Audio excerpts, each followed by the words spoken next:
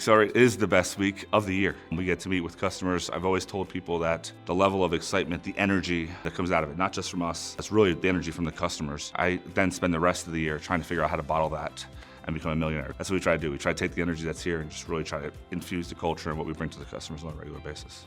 So we've been doing Xcelerate for a decade now, and every year we've built. So when we first started the concept of these customer conferences, before Xcelerate existed, this was back in 2010, and we did our first one at a customer site. We had a handful of customers come in, we spent a day there, and the power resonated. You knew there was something that's there. So fast forward to about 2015, 2016, when we had our first Xcelerate conference.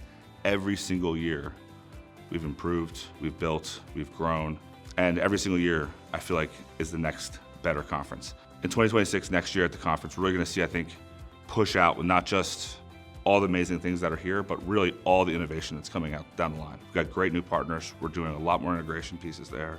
We're doing a lot with our roadmaps, with our tools and our technology. So I think we're gonna see deployment of a lot of that stuff in the moment and being able to get your hands on some new stuff, and then really looking out to the future and what we wanna do on that front.